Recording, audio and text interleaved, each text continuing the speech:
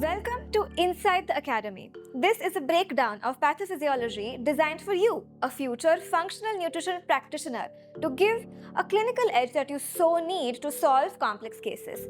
What we are going to do is, we are moving past the symptoms and we are going straight into the molecular biology, and that is going to help us understand the triggers, the bottlenecks that actually cause a disease to take hold. I am Srishti Pohekar. I'm a functional nutritionist and an academy instructor at the iThrive Academy. Today I'm taking you deeper into the actual biological mechanics of what happens when someone gets a type 2 diabetes and show you exactly how to stop managing it and actually start reversing the pathology. What we are going to do is, we are going to dismantle the pathophysiology of type 2 diabetes and understand exactly why glucose mechanism breaks down. We'll also understand the actual root causes behind insulin resistance, and mind you, as a functional nutrition practitioner, this is going to be your gold standard. We are going to look at the functional blood markers and even some advanced tests that you might need for a precise diagnosis, and finally, of course, the clinical solutions to repair this entire system. This is going to be your roadmap for a metabolic reversal of type 2 diabetes. Now, to understand the pathology, we must first master the physiology. Physiology is the study of basics. Pathology is the study of a disease. So, what happens in an optimal healthy state? The glucose homeostasis is a tightly regulated feedback loop which involves liver, pancreas, and even the peripheral tissues. When we ingest carbohydrates through rice or roti or even fruits and sugars, the digestion breaks it down to monosaccharides, the smallest of sugar particles possible. This glucose gets absorbed into the intestine via something called as SGLT1, which is sodium-dependent glucose transporters, and this releases the glucose into the blood via GLUT2 transporters. Once inside the cell, glucose undergoes glycolysis in the cytosol. This is a 10-step enzymatic pathway converting one molecule of glucose into two molecules of pyruvate.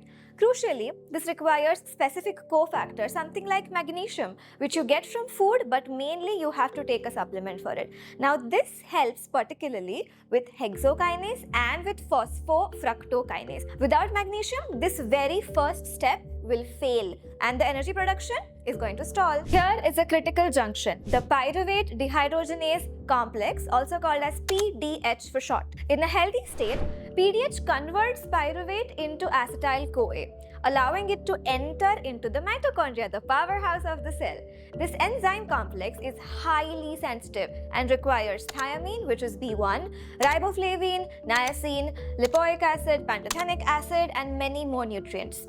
Now, acetyl-CoA then enters into citric acid cycle, also called as the Krebs cycle. This is an amphibolic pathway, meaning it requires both catabolic as well as anabolic functions.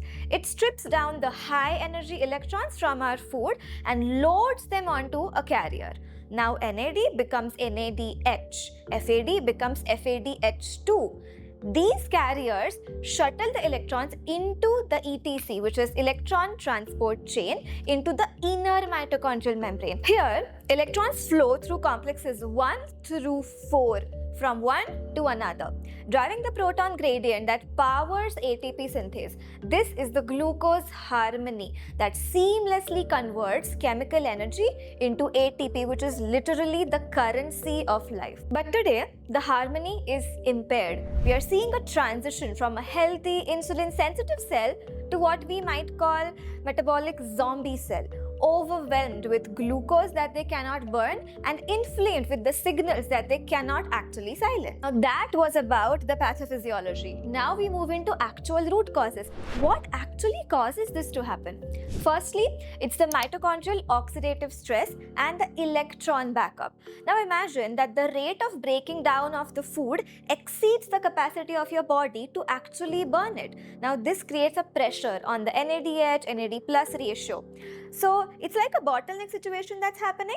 Think of the mitochondria as a funnel. You're pouring energy faster than the draining can actually happen, and obviously it's going to overflow. When the ETC is overwhelmed, it could be due to sedentary lifestyle, environmental toxins, or even nutrient deficiencies. Now because of this, the cell engages into something called as a release valve. So now the pyruvate is shunted to lactate, the acetyl-CoA is shunted to ketones in the mitochondria. Simultaneously, It's unable to oxidize the fat efficiently. It starts to accumulate a lot of triglycerides, and that leads to intrahepatic lipid accumulation.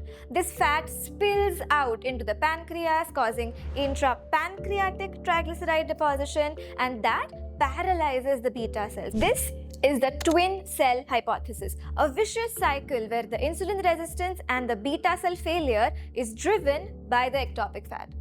The third reason could be systemic inflammation and the stress that the modern life keeps on triggering. The modern psychological stress and even exposure to blue light that at night activates the HPA axis, flooding the system with cortisol, which you know as the stress hormone.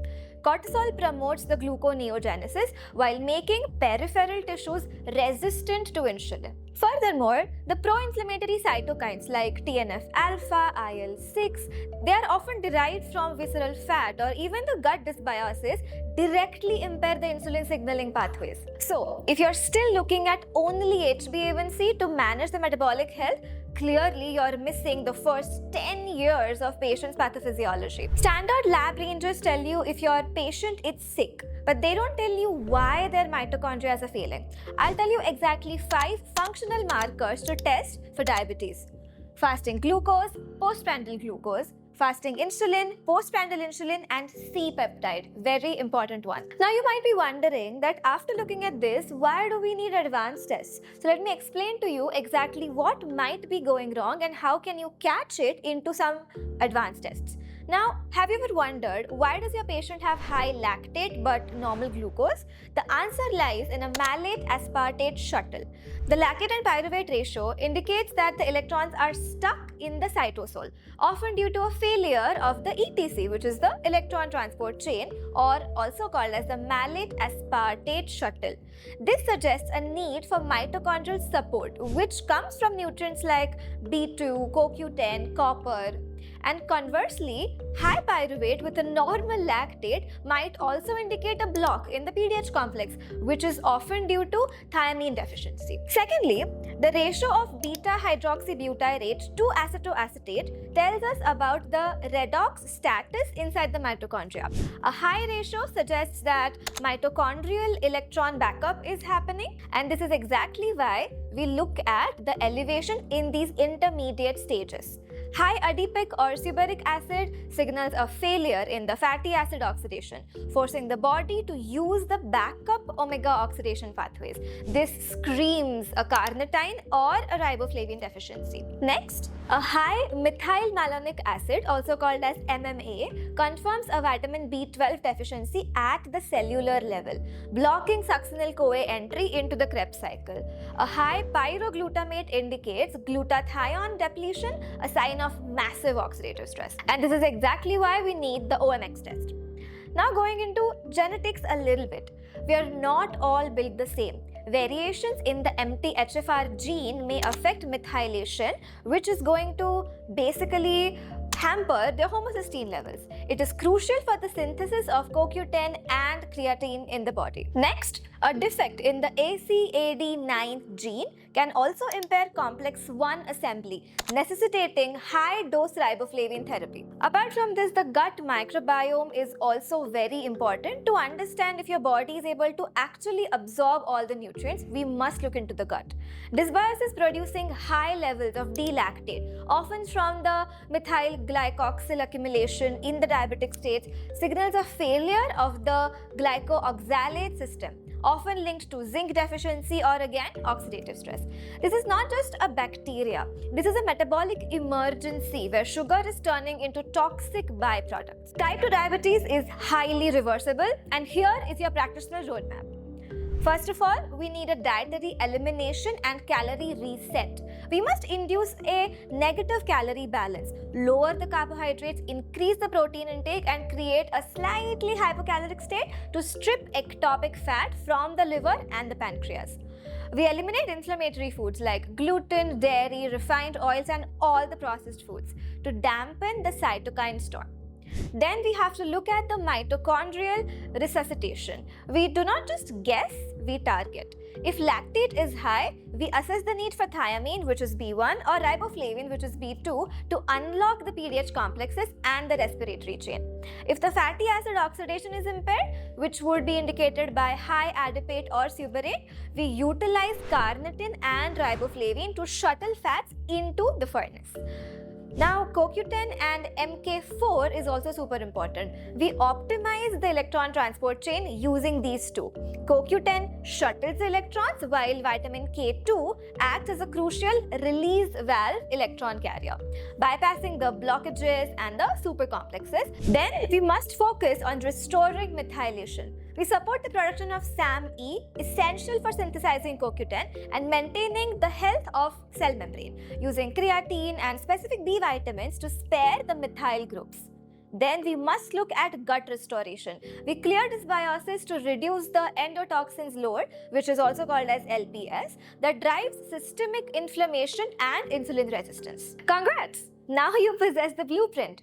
But applying this requires precision, nuance, and a deep understanding of the biochemical maps that we have just explored today.